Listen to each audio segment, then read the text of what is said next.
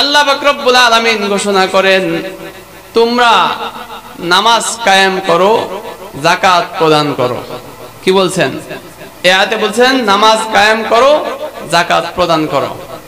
অন্য আয়াত যে পাঠ করেছি এই আয়াতের মধ্যে আল্লাহ বলেন ওয়াল্লাযীনা হুম লিয-যাকাতি ফাঈলুন। এই আয়াতের মধ্যে সেম কথা, যাকাতের কথাই বলছেন। তো আজকে এই যাকাত সম্পর্কে কিছু কথা বলার চেষ্টা করব। যাকাত ইসলামের একটা গুরুত্বপূর্ণ স্তম্ভ। ইসলামের ভিত্তি পাঁচটি ভিত্তির উপর ইসলাম সুপ্রতিষ্ঠিত: কালিমা, নামাজ, যাকাত, রোজা, হজ। এই যাকাত হলো অন্যতম একটা গুরুত্বপূর্ণ স্তম্ভ হলো যাকাত। তৃতীয় স্তম্ভ হলো যাকাত। তো যাকাত অন্যান্য বিষয়ে যেমন মানুষ গুরুত্ব দেয়, নামাজের বিষয়ে মানুষ যেমন গুরুত্ব দেয়, রোজার বিষয়ে যেমন মানুষ গুরুত্ব দেয়, টাকা হইলে হজের বিষয়েও মানুষ গুরুত্ব দেয়, কিন্তু যাকাত এমন একটা বিষয় যে মানুষ এই বিষয়ে তেমন একটা গুরুত্ব দিতে চায় না। অনেক মানুষ এই বিষয়ে গুরুত্ব দিতে চায় না, মনে মনে চিন্তা করে এই বিষয়ে আলোচনা না হইলেই ভালো। কথা কোন ঠিক কিনা? এইসব বিষয় আলোচনা না হইলেই ভালো। হুজুরে অনার্থক কি একটা ঝাই ঝামেলা শুরু করে দিছে, এই বিষয়ে আলোচনা না হইলে। আসলে বিষয়টা এমন না। যাকাত ইসলামের একেবারেই গুরুত্বপূর্ণ একটা বিষয়, স্তম্ভ। নামাজ যেমন শারীরিক ইবাদত, নামাজ শারীরিক ইবাদত, আর যাকাত হলো মালি ইবাদত। যাকাত কি ইবাদত? মালি ইবাদত, মালের ইবাদত।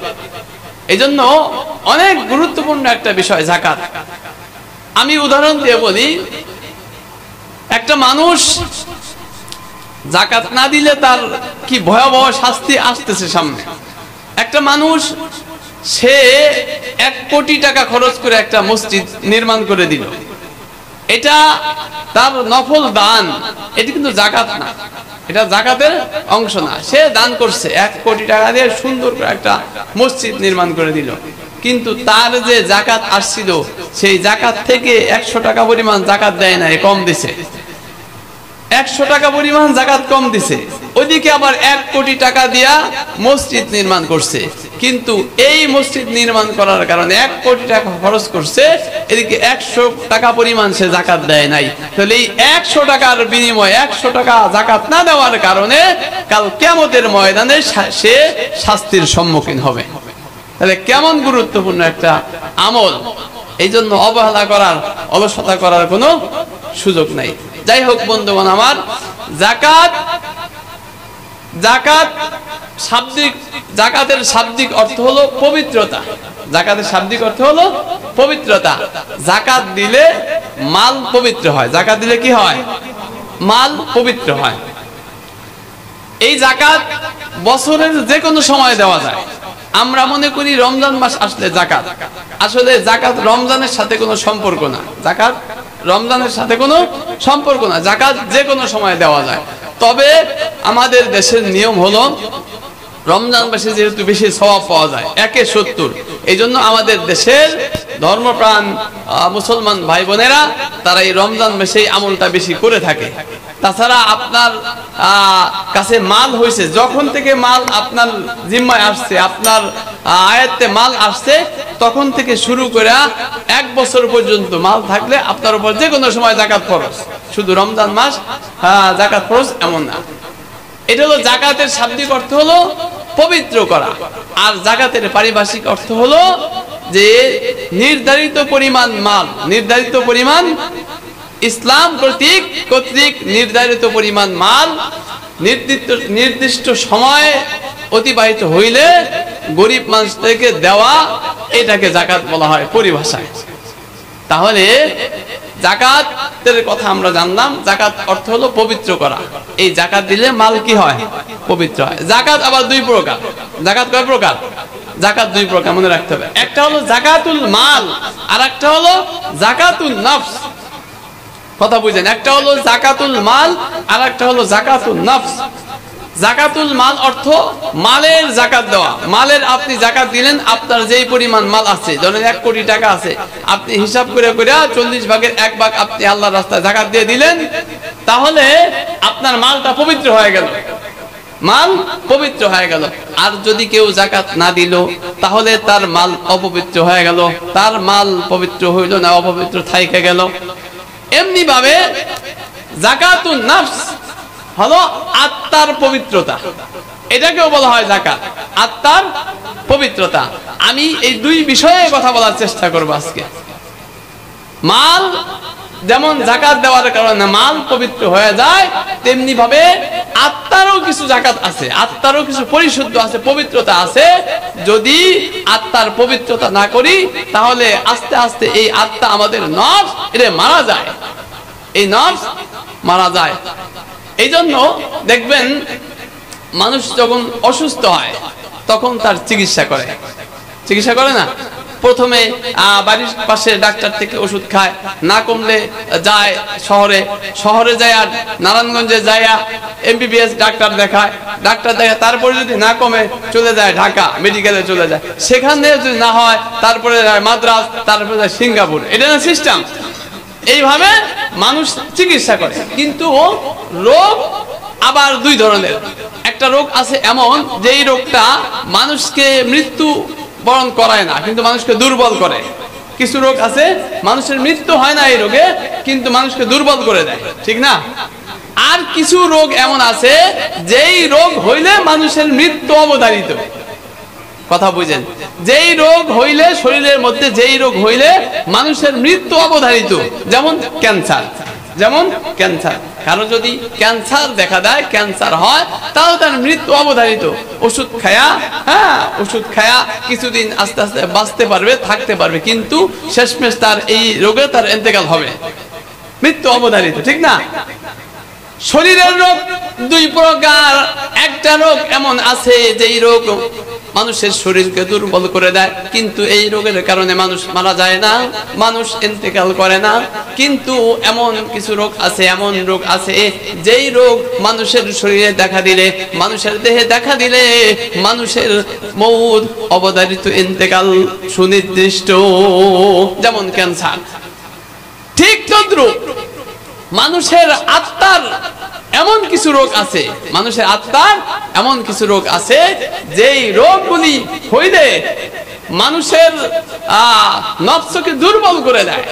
আর কিছু রোগ আছে আত্মার এমন, যেই রোগগুলি হইলে এই মানুষটাকে, এই আত্মার রোগ চিরস্থায়ী জাহান্নামী বানায় দেয়। আমাদের শরীরে যদি রোগ হয়, তাহলে আমরা ব্যতিব্যস্ত হয়ে যাই। শরীরে রোগ হইলে পুরো ব্যস্ত হয়ে যায় ভালো করার জন্য, ঠিক না? এই রোগ ধরেন ক্যান্সার হয়েছে, এর সর্বশেষ কি? মৃত্যু হইলে আর ক্যান্সারে কিছু করতে পারবে? যেই লোকটা মারা গেল, এই লোকটা তার ক্যান্সারও থাকে না, ডায়াবেটিসও থাকে না, তার কোনো রোগই থাকে না। কথা কোন ঠিক কিনা? তাইলে শরীরের সবচেয়ে বড় রোগ হলো ক্যান্সার, যেটা মৃত্যু অবধারিত। এই রোগ হইলে মানুষ তার সর্বশেষ ঠিকানা হলো মৃত্যুর পরে আর কিছু হইতে পারে না। কিন্তু অন্তরের এমন কিছু রোগ আছে, যেই রোগের কারণে এই রোগ তাকে জাহান্নাম পর্যন্ত পৌঁছায় দেয়, এবং কি চিরস্থায়ী জাহান্নাম বানায় দেয়। তাহলে ক্যান্সার বড় রোগ নাকি শরীরের রোগটা বড়? কথা বলেন দেখি, জোরে বলেন, বুঝছেন না বিষয়টা? ক্যান্সার বড় না শরীর, আপনার আত্মার রোগটা বড়? আত্মার রোগটা বড়। ক্যান্সার হইলে আপনার মৃত্যু পর্যন্ত তার সীমানা, আপনাকে মৃত্যুবরণ করাই দিবে, তার কাজ শেষ। কিন্তু আত্মার রোগটা এমন রোগ, যেই রোগটা মৃত্যুবরণ করার পরে তারপরে তার কার্যক্রম শুরু হবে। কথা কোন ঠিক কিনা? আপনার মৃত্যুবরণ শুরু হইল, আর আপনার সেই রোগের ক্রিয়া প্রতিক্রিয়া তখন দেখা দিবে, তখন শুরু হবে মাত্র। তাহলে দেখা গেল যে শরীরের রোগ থেকে আত্মার রোগ বড়, শরীরের রোগ থেকে আত্মার রোগ বড়।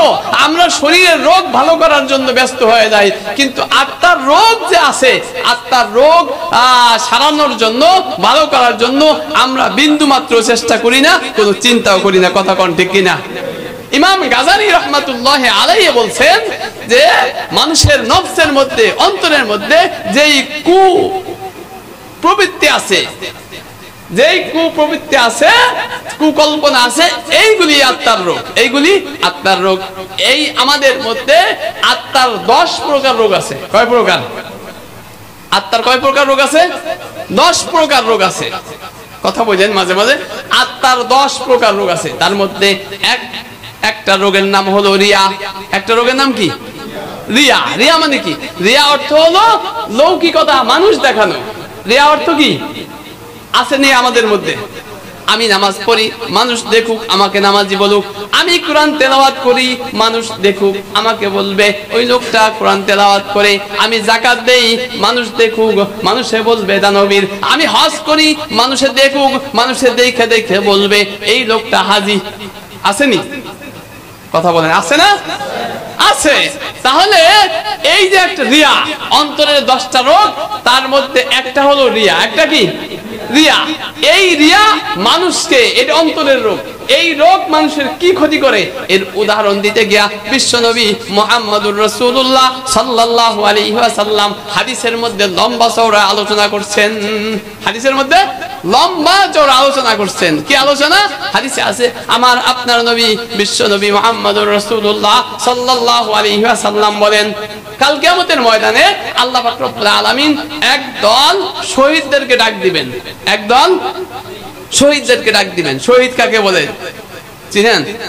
আল্লাহর দ্বীন আল্লাহর জমিনে কায়েম করার জন্য যে শত্রুর কাফেরদের মোকাবেলা করে শাহাদাত বরণ করছে, তার মর্যাদা অনেক। তার মর্যাদা অনেক। তার মর্যাদা ব্যাখ্যা দিতে গেলে সময় ওদিকে চলে যাবে, এই জন্য আর সামনে গেলাম না। তাই শহীদের মর্যাদা অনেক। কাল কিয়ামতের ময়দানে আল্লাহ পাক রব্বুল আলামিন একদল শহীদদেরকে ডাকবেন, ও আমার বান্দারা, আমার জন্য কি আমল করছো? আমি তোমাদেরকে দুনিয়ায় প্রেরণ করেছিলাম, আমার জন্য কি আমল করেছো? শহীদরা তখন বলবে, রব্বুল আলামিন, আমরা তো আপনার জন্য শাহাদাত বরণ করেছি আপনার রাস্তায়, আপনার রাজি খুশির জন্য আপনার রাস্তায় শাহাদাত বরণ করেছি। আল্লাহ পাক রব্বুল আলামিন জানেন না? আল্লাহ সব জানেন। আল্লাহ আলিমুম বিযাতিস সুদূর। আল্লাহ মানুষের অন্তরের মধ্যে কি কল্পনা আমি করতেছি এটা আল্লাহ জানে। পৃথিবীতে কেউ না জানলেও কে জানে? আল্লাহ জানে।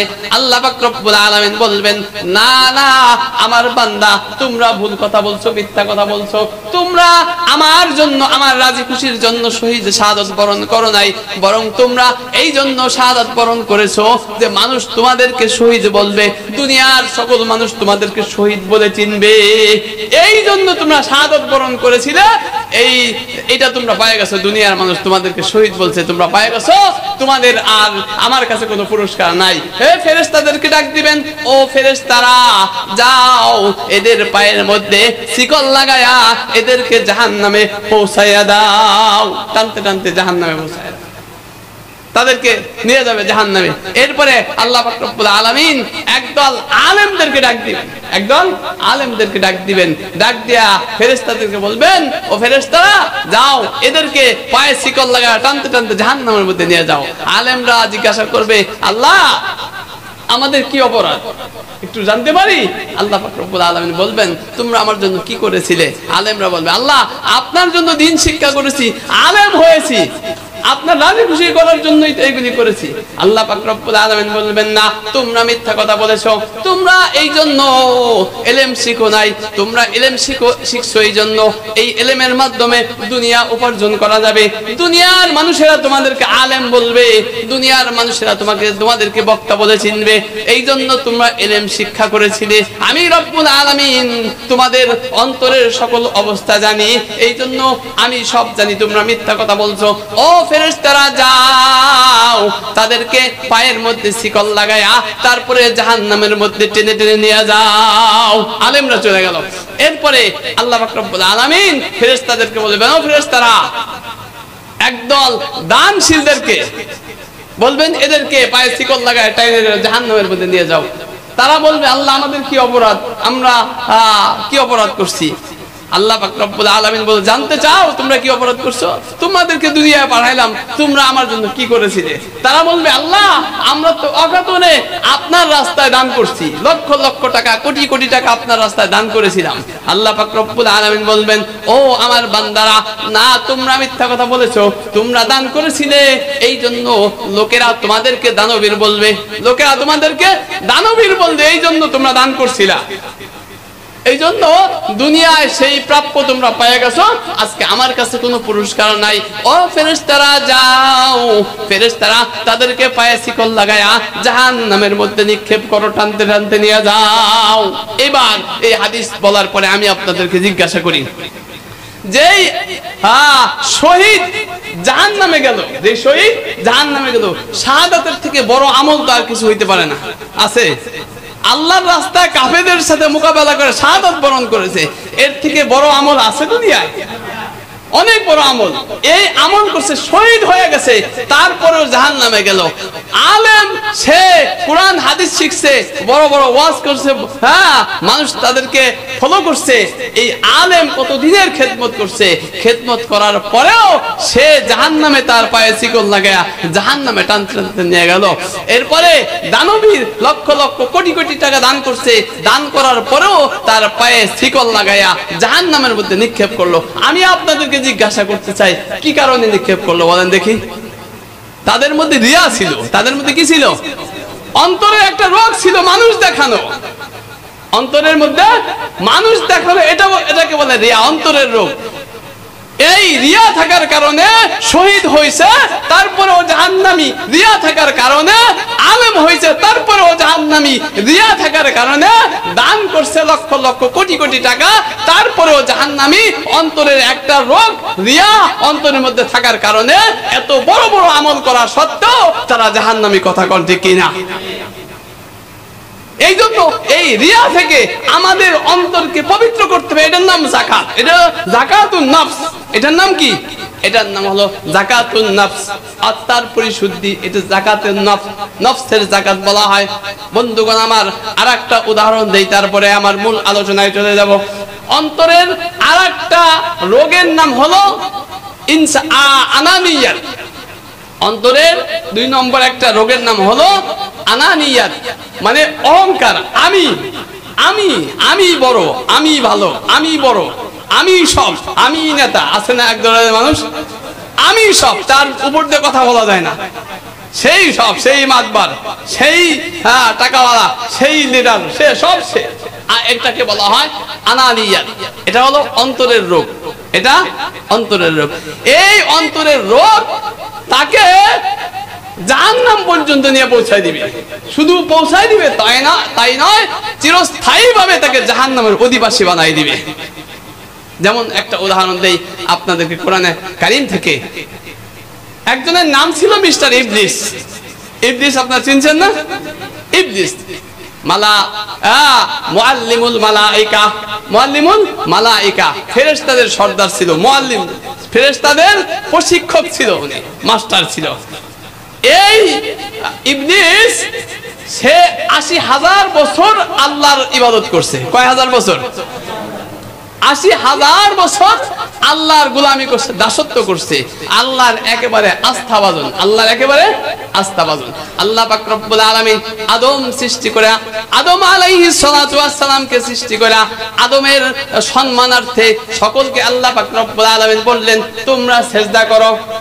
আদমের সম্মানার্থে তোমরা সিজদা করো। সবাই ফাসাদাদু, সবাই সিজদা করলো, ইল্লা ইবলিস, তবে ইবলিস একা সিজদা করলো না। কেন সিজদা করলো না? কোরআনে সেই কথা বর্ণনা করা হয়েছে।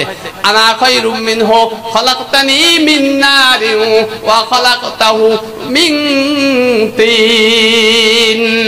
কোরআনে এটাও বলা আছে, ইবলিস দাবি করলো যে আদমকে বানানো হয়েছে মাটি দ্বারা, মাটির গতি নিচের দিকে, আর আমাকে বানানো হয়েছে আগুন দ্বারা, আগুনের গতি উপর দিকে। অতএব আনা খায়রুম মিনহু, আমি আদম থেকে ভালো, আমি আদম থেকে ভালো। এই ওয়াজ আপনারা জানেন, তারপরেও আমি আদম থেকে ভালো। এই ভালো অর্থ কি? আনানিয়াত, আমি ভালো, ঠিক না? অন্তরের রোগ কি বলছিলাম? আনানিয়াত, মানে আমি ভালো, আমি বড়। এই রোগটা ছিল কার মধ্যে? ইবলিসের মধ্যে।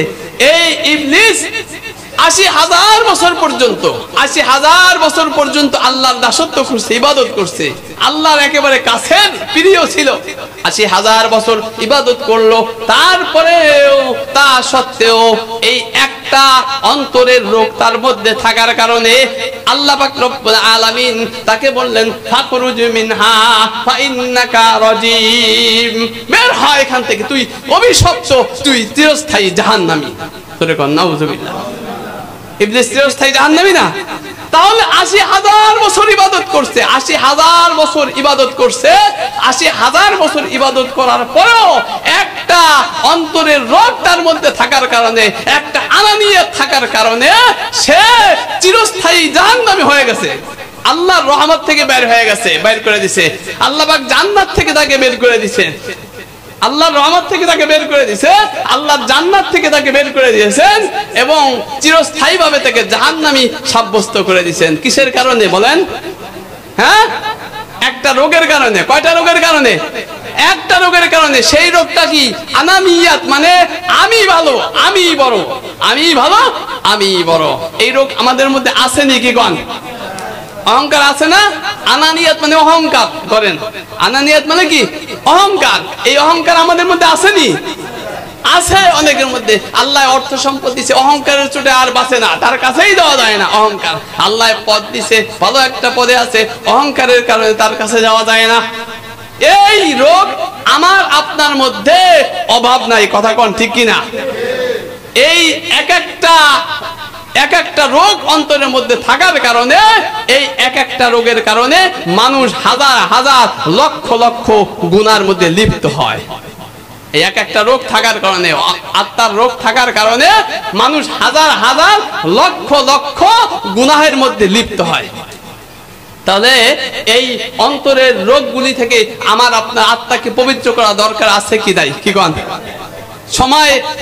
সময় নাই। তাহলে এইভাবে 10টা অন্তরের রোগ বলছিলাম, কয়টা?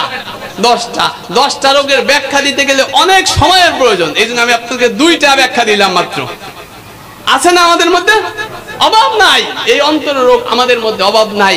যেই অন্তরের রোগ, একটা রোগ ৮০,০০০ বছর ইবাদত করার পরেও জাহান্নামী, যেই একটা অন্তরের রোগ থাকার কারণে শাহাদাত বরণ করছে সেও জাহান্নামী, আলেম হয়েছে সেও জাহান্নামী, লক্ষ লক্ষ কোটি কোটি টাকা দান করছে সেও জাহান্নামী, একটা রোগের কারণে। আর হাতায় দেখেন আমার আপনার মধ্যে এই একটা আর 2টা না, কত রোগ আছে। অনেক মানুষ আছে তার মধ্যে 10টা রোগই বিদ্যমান আছে, কথা কোন ঠিক কিনা? তাহলে দরকার না পরিশুদ্ধির আত্মার? এই রোগ থেকে পবিত্র করা, আত্মাকে পবিত্র করা, এর নাম হলো যাকাতুন নফস। এর নাম কি? যাকাতুন নফস। এই নফসের যাকাত দরকার। আগে আমার আলোচনার বিষয় ছিল আজকে মালের যাকাতের কথা, যাকাতুল মাল, যাকাতের মালের যাকাতের কথা। কিন্তু তারপরেও বিষয়টা আইসে গেল, এই জন্য মালের যাকাত থেকে এই যাকাতটা বড়, নফসের যাকাতটা বড়, কথা কোন ঠিক কিনা? এই জন্য বেশি সময় এদিকে নষ্ট করলাম বন্ধুগণ আমার। যাই হোক, আমি আমার আজকের আলোচনা যেটা সেটার দিকে যাই, যাকাতের দিকে যাই।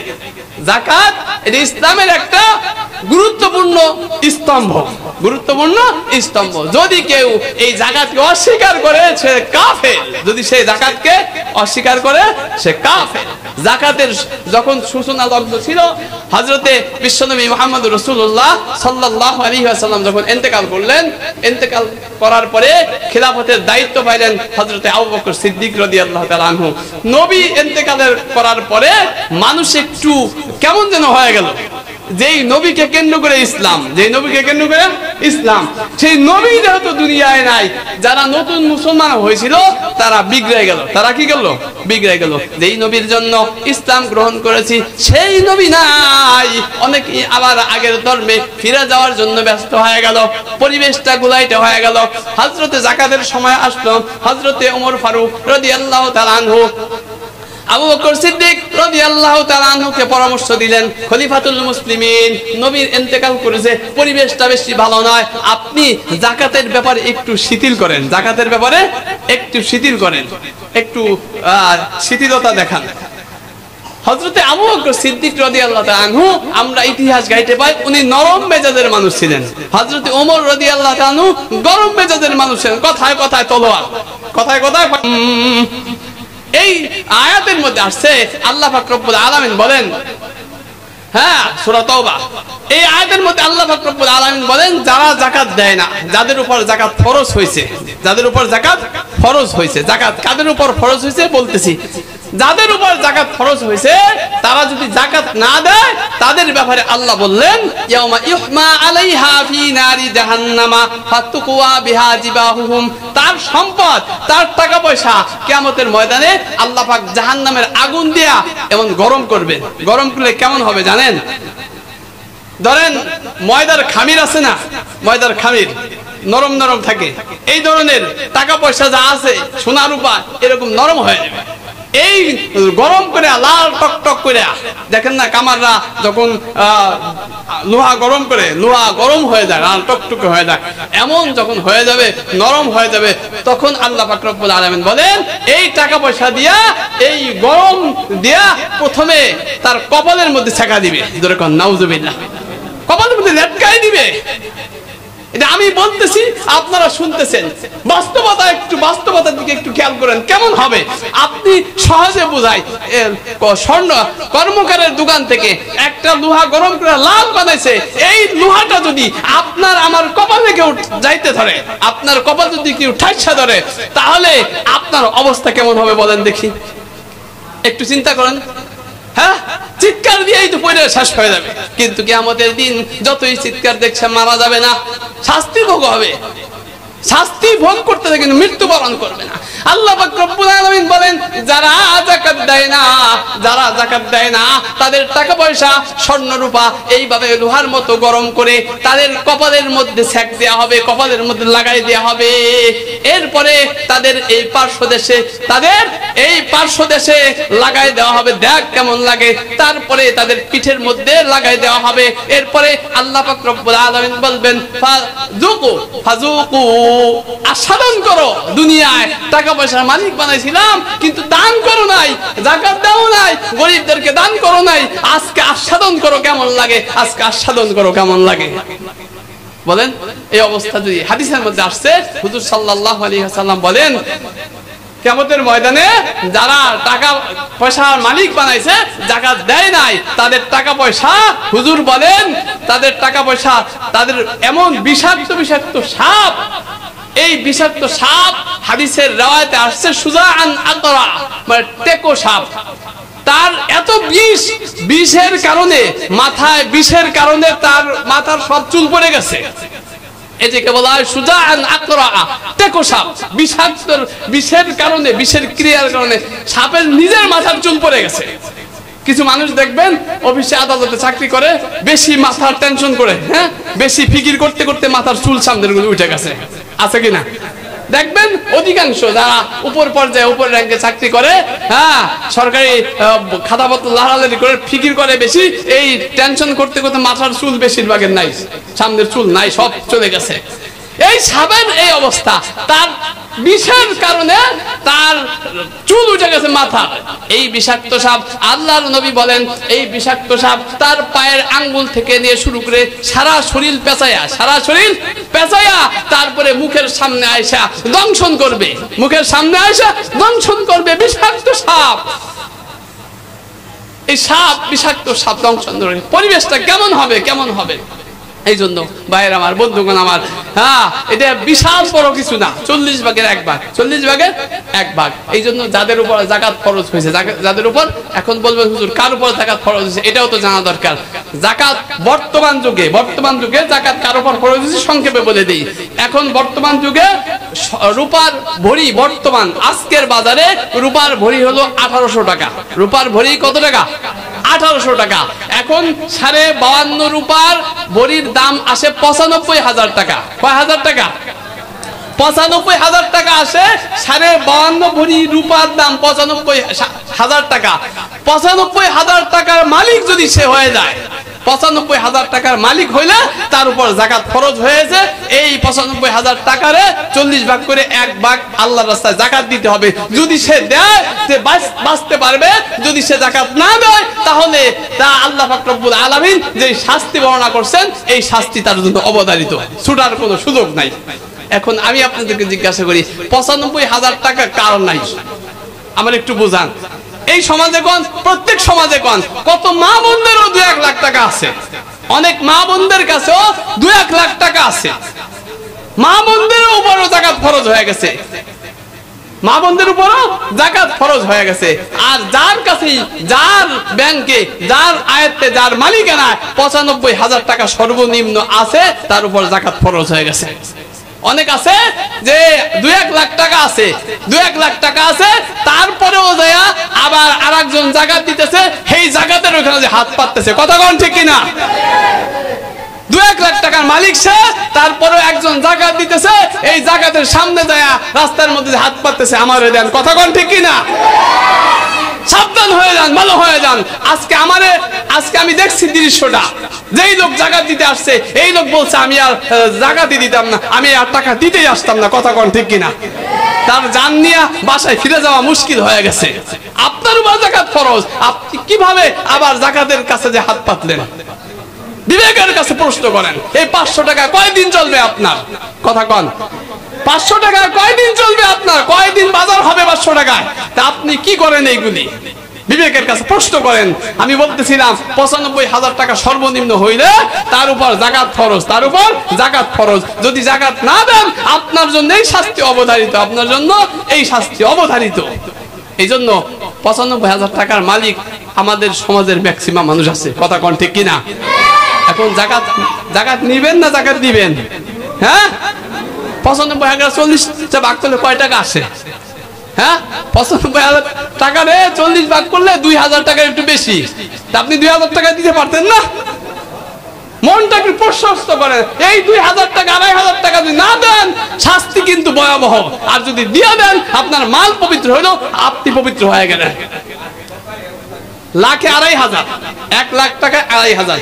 এই জন্য আমি বলতে চাই যাদের উপর যাকাত ফরজ হয়েছে না বুঝলে ইমাম সাহেবের সাথে পরামর্শ করে তারপরে হুজুর আমার এই অবস্থা, আমার এই পরিমাণ মাল আছে, আমার যাকাত দিতে হবে কিনা, না বুঝলে হুজুরের সাথে পরামর্শ, হুজুর আমি যাকাত দিতে পারবো কিনা বা দিতে হবে কিনা, দেখবেন আপনার মাসালা বলে দিবে। আলেমের কাছে যাবেন, মাসালা বলে দিবে।